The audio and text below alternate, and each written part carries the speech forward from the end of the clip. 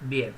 Acá tenemos corazones a Sri Yukteswar, el señor Canoso, tenemos a Yogananda, y acá en transparencia tenemos a Babaji, ¿sí?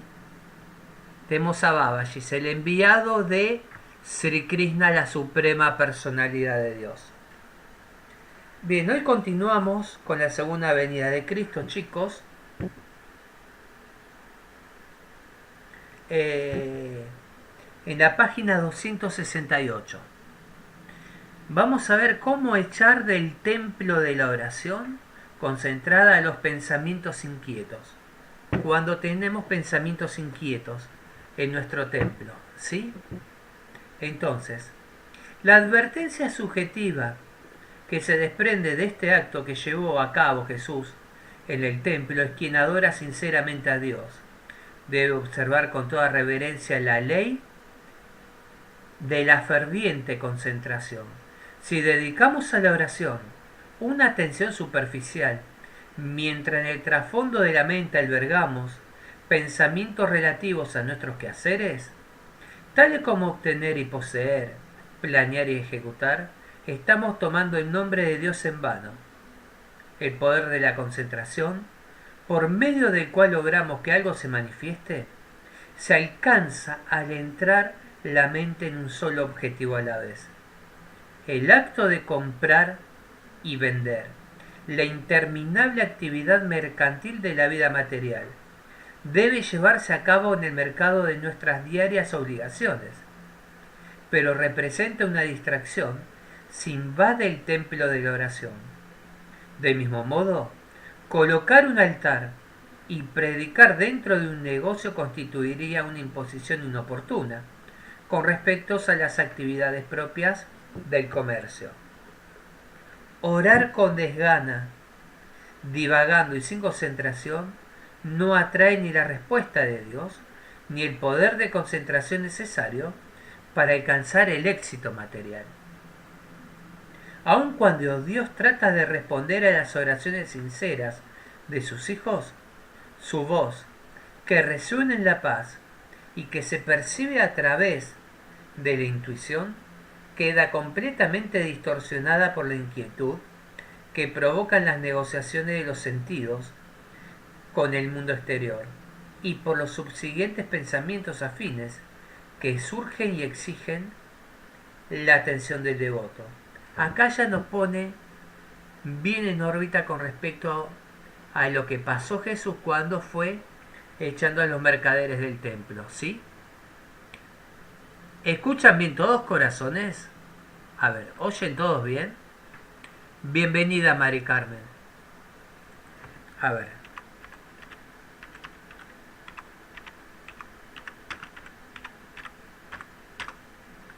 A ver, chicos, ¿oyen todos bien? ¿Sí? Les pido, Liliana, si tenés problema, salí y volver a entrar, corazón, ¿sí? Salí y volver a entrar. Bien, gracias. Entonces, el Señor se retira humildemente y se mantiene en un silencio distante cuando el templo de la concentración de sus devotos se convierte en un ruidoso mercado profanado por los mercenarios de la conciencia material. La intuición del alma, el preceptor y guía crístico interior de los pensamientos y sentimientos sublimes del ser humano, debe acudir entonces para expulsar a los intrusos, esgrimiendo con enérgico poder de voluntad el látigo de la disciplina espiritual y del autocontrol. La práctica regular de las técnicas científicas de meditación permite que la atención se centre totalmente en el interior y que se bendiga el templo de la comunión interna con una serena cesación del comercio sensorial. La conciencia del devoto se establece entonces en el santuario del silencio, el único altar donde es posible llevar a cabo la verdadera adoración de Dios. Fíjense, chicas, qué importante que es aprender a meditar. Porque si decimos que vamos a meditar, que vamos a orar, y tenemos en nuestros pensamientos, tengo que cocinar, me falta café, tengo que salir a tal hora, entonces no estoy realmente concentrado. Lo que estoy haciendo es una pérdida de tiempo. Tengo que fortalecer mi voluntad para sacarle provecho a esos momentos de comunión interna. ¿Van comprendiendo, corazones, de qué se trata esto? De lo que es la verdadera meditación.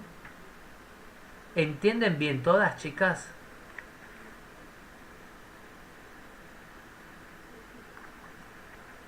Veamos un punto más. A ver.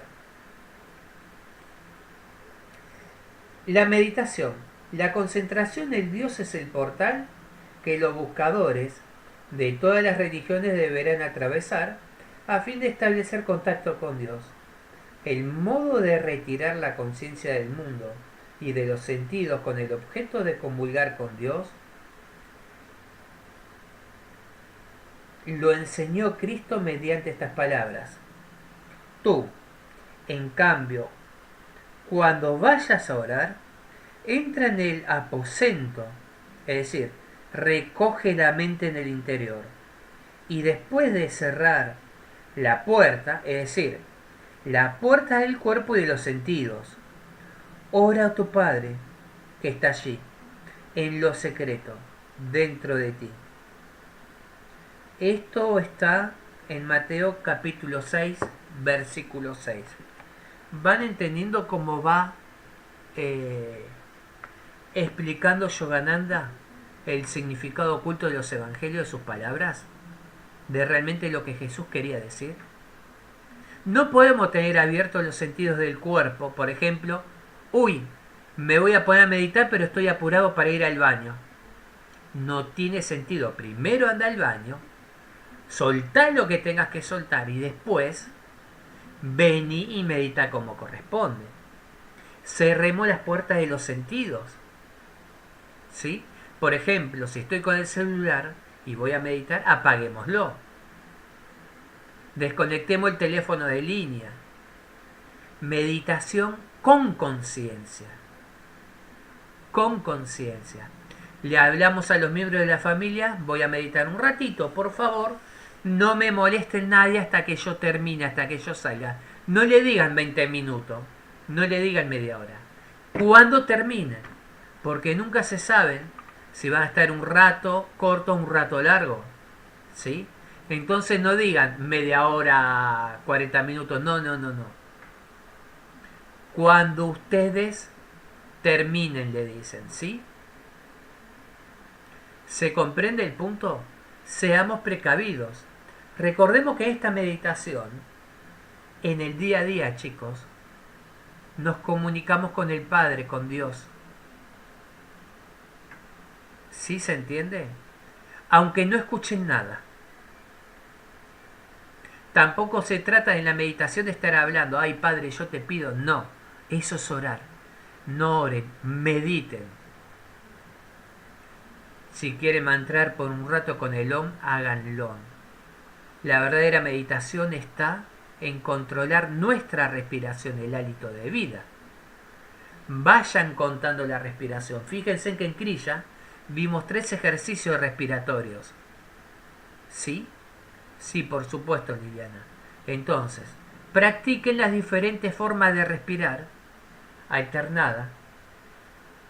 Cuéntenla, por ejemplo, hagan, qué sé yo, a ver, 100 de una, 100 de otra y 100 de otra.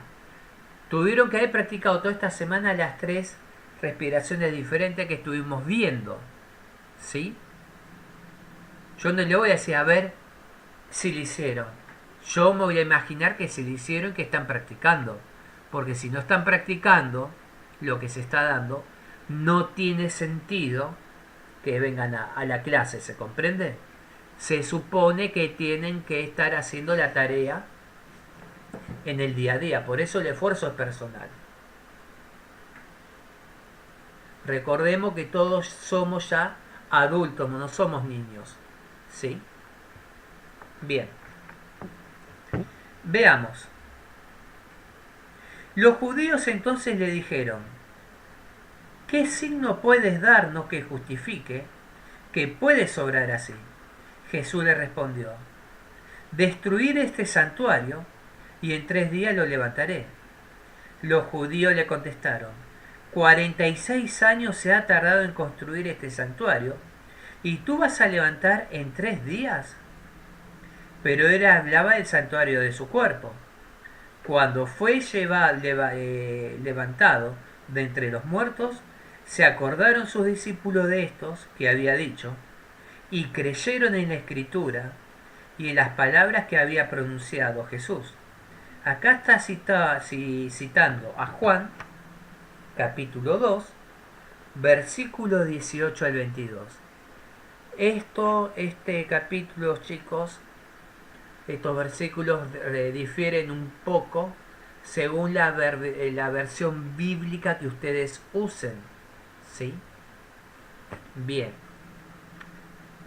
Cuando hablamos de santuario podemos hablar de templo también. Se entiende el punto, ¿no? Entonces, la explicación a estos versículos nos dice Yogananda: los curiosos que se encontraban en el templo condenaron el ataque a los mercaderes y cambistas y se mostraron renuentes a obedecerle a Jesús el derecho a interferir en sus costumbres. Si él era en verdad un profeta investido con autoridad para intervenir en sus asuntos humanos, tendría que demostrarlo mediante algún signo milagroso por parte de Dios. Es decir, todo el mundo sigue buscando lo fenoménico. De un modo particularmente hermoso, Jesús aceptó el desafío que le fue planteado. No respondió con un milagro. No sentía la obligación de convencer a los escépticos acerca de su divina misión. Solo les comunicó lo que ocurriría como resultado de las acciones que él realizaba en cumplimiento de la obra y de la voluntad de Dios. Fíjense, hasta hoy en día, sin ir muy tan lejos, el lunes cuando estábamos haciendo llamatrina, ¿sí? Yo estaba recibiendo en mi muro los pedidos de sanación y había una persona muy encaprichada que dice: estoy esperando, todavía no siento nada. Se nota que esta persona no es reikista y no leyó que a cierta hora comenzábamos a enviar sanación. Y como muchas personas desconocen que deben de entrar en un estado meditativo para recibir la sanación. Por ejemplo, acá todos somos reikistas. Y como reikistas sabemos que si le voy a enviar sanación a una persona a distancia, me voy a poner de acuerdo con esa persona, vamos a decir, a las 2 de la tarde. Yo inicio a las 22:30 horas cuando enviamos sanación. Entonces queda claro que a partir de esa hora se inicia. La persona se pone un mantra, un saumerio y acepta recibir la sanación. Pero muchas personas y algunos malintencionados obran de forma, de muy mala fe. ¿Sí se comprende, corazones? ¿Qué es lo que intentaban hacer acá en este caso? Los maestros y profetas de la ley y todo lo que rodeaban a Jesús, constantemente poniéndolo a prueba. ¿Sí? ¿Se entiende, chicos? Bien. Entonces, Jesús se rehúsa a realizar un milagro cuyo propósito sería satisfacer a los escépticos, es decir, satisfacer el ego de los escépticos.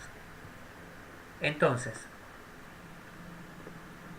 sabía que la mayor prueba de su divinidad sería su futura crucifixión, un suceso precipitado por la ley de causa y efecto, como resultado del cual Dios realizaría el mayor de los milagros, la resurrección y ascensión del cuerpo de Jesús después de ser crucificado. El Padre le había permitido revelar este hecho futuro a las multitudes. Fíjense, pero siempre en forma encubierta, en forma de parábolas. El significado oculto de la frase pronunciada por Jesús, en el sentido de que levantaría el santuario, es decir, el templo, en 3 días, fue interpretado, como cabía esperar, de manera errónea. ¿Cómo podría Jesús reconstruir en 3 días el templo de Jerusalén, en caso de que fuera destruido, si se había requerido 46 años para construirlos? Sus palabras, sin embargo, se grabaron en las memorias de sus discípulos, que más tarde comprenderían que él se había referido a la resurrección del santuario de su cuerpo después de la muerte, como se afirma en las Escrituras. Pero también lo recordaron, chicos, los maestros de la ley. Por eso le tuvieron tanto miedo y le pusieron vigilancia a su sepulcro. No dejen de pasar por alto esos hechos, ¿sí? Tenían miedo que realmente fuera el Mesías. Entonces pusieron guardia armada.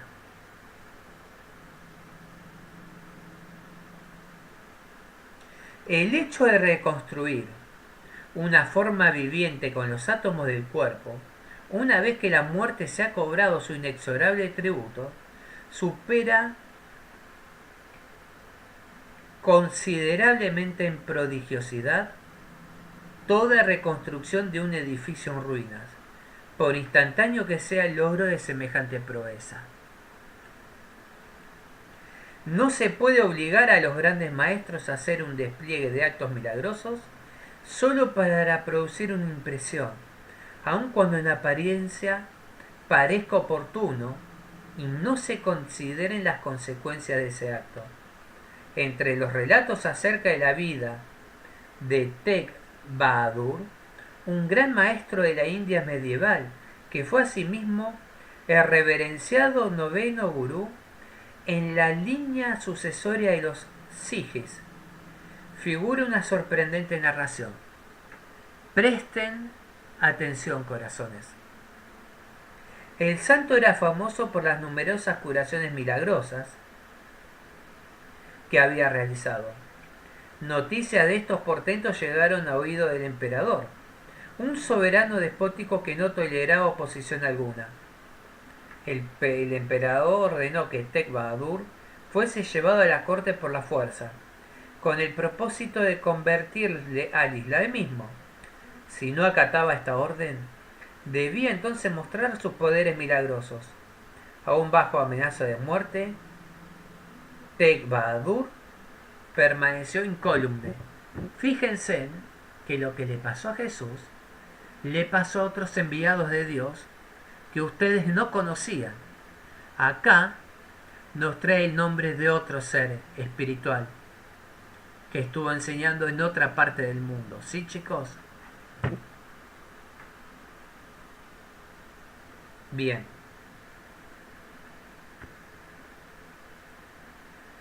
Finalmente, después de verse obligado a presenciar la cruel tortura y muerte de varios de sus discípulos, el gurú envió un mensaje al emperador en el que decía que accedería a cumplir con el mandato real de llevar a cabo un milagro. Con un trozo de cuerda se ató un pedazo de papel alrededor del cuello, tras lo cual declaró que este hechizo le protegería y desviaría milagrosamente la espada del verdugo.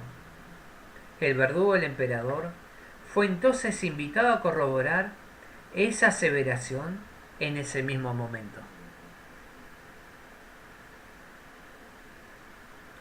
Presten atención, chicos, Ante la horrorizada mirada de quienes se encontraban observando, la cabeza cercenada del santo rodó al suelo, en tanto que el papel hechizado se desprendía y caía sobre el suelo de mármol.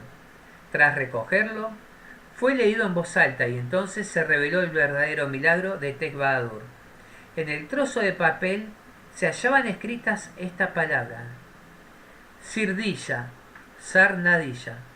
Entrego mi cabeza, mas no el secreto de mi religión. Bueno, Tiene su cuota de humor, pero es muy fuerte, corazones. ¿Sí?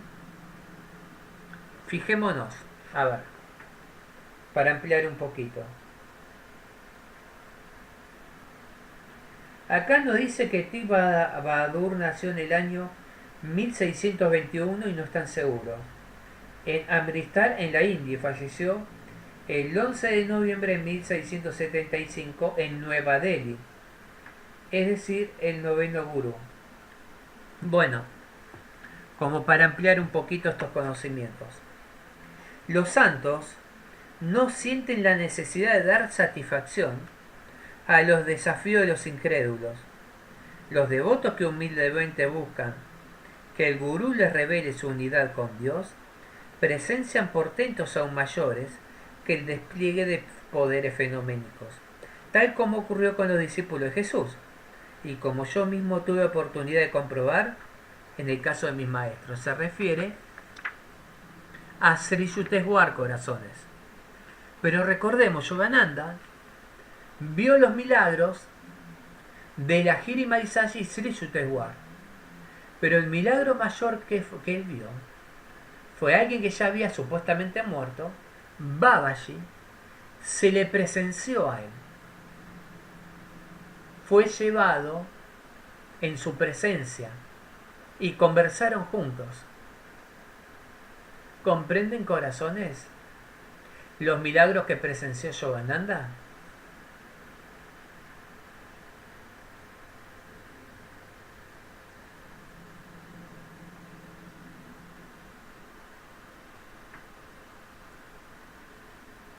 A ver, corazones, ¿se escuchan todos bien?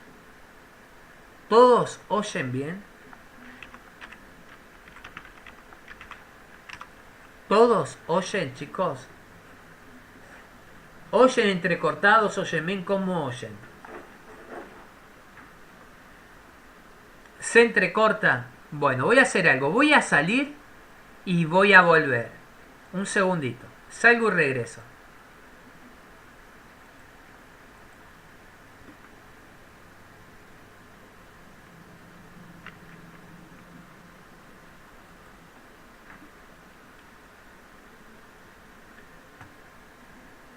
Bueno, a tener paciencia ahora un poquito.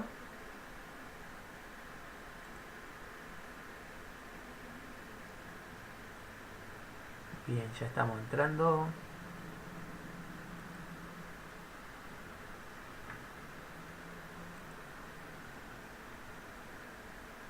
A ver.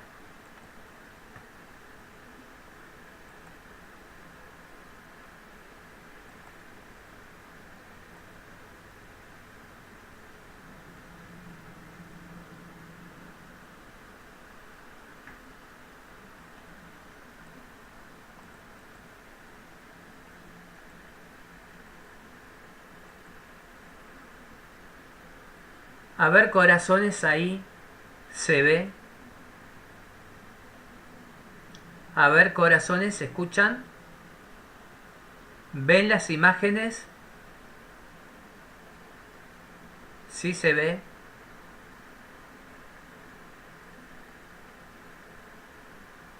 Bien.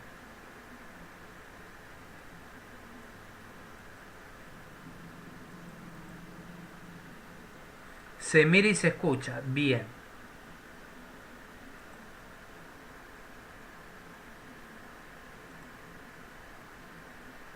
Bien, ahí está. Bien. Vamos a seguir un poquito más porque ya casi terminamos. ¿Sí?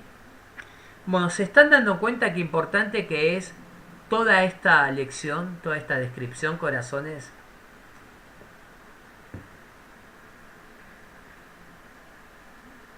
Entonces, Jesús no se dejaba impresionar por la creciente aclamación popular de que era objeto como resultado de sus milagros. Sabía que en la voluble emocionalidad de las masas no había una respuesta lo suficientemente perdurable que pudiera ser baluarte de sus enseñanzas, o agregar siquiera un ápice a sus divinos méritos.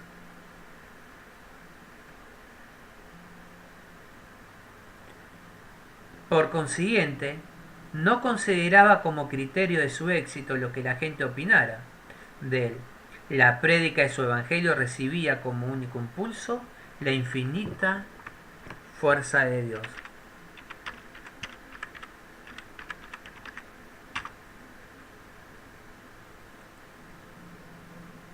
A ver.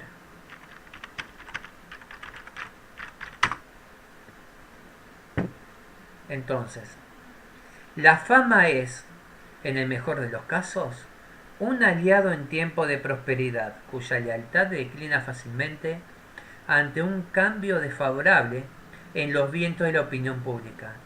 Nuestras mejores intenciones, si carecen de la estabilidad que proporciona la sabiduría, se encuentran probablemente sujetas a las cambiantes distorsiones del juicio errado.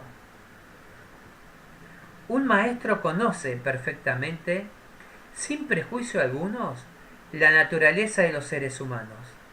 Entonces vamos a ver, chicos, cómo leen los maestros el carácter por medio de la capacidad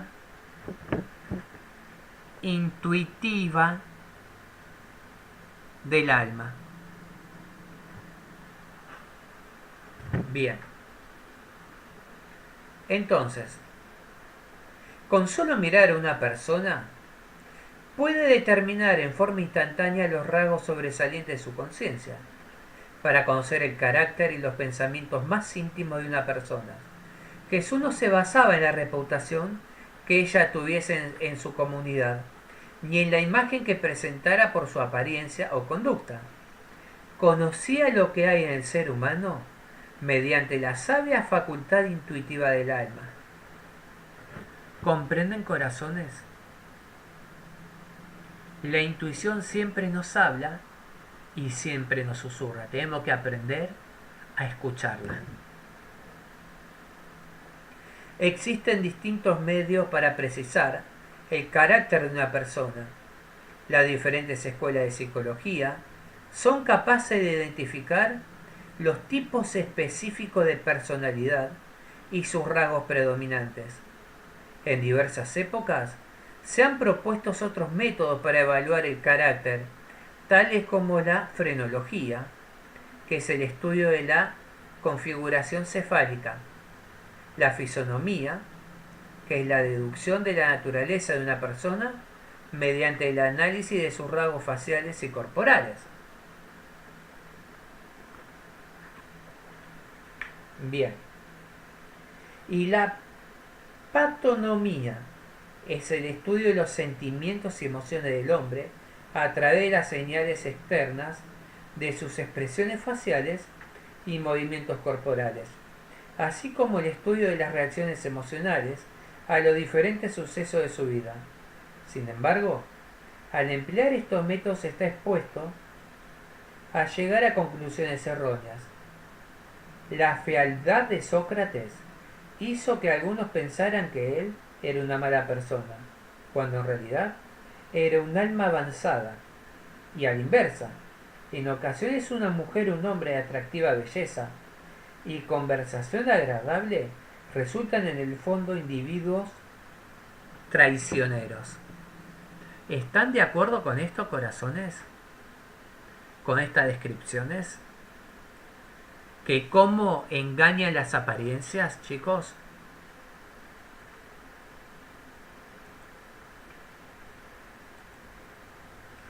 Entonces, el verdadero indicador de la naturaleza de una persona no es la apariencia ni la conducta externa, ni el renombre, sino lo que ella es en su interior. Eso es lo que somos. Hola, Dulce, bienvenida, corazón. ¿Me oís, Dulce? A ver. A ver si me oís, Dulce. A ver, corazón, si me oís. Sí, perfecto, gracias.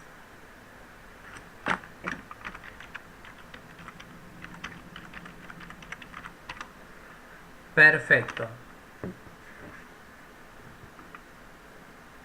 Entonces, ya como para terminar, chicos,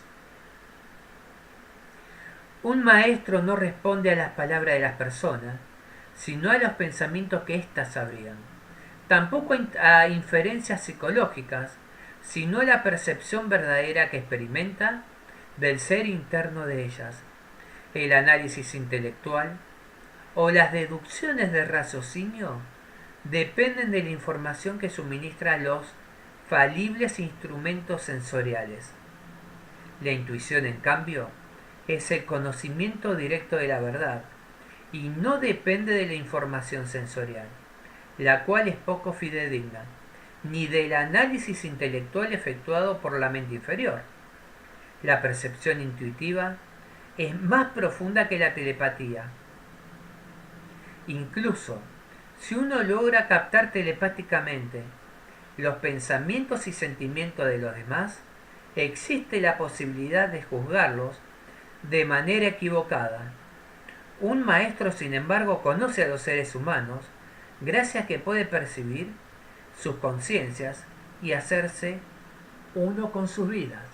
Es decir, él está realmente conectado con todos, con esa parte que los mismos seres humanos desconocen de sí mismos. Esa es la gran ventaja.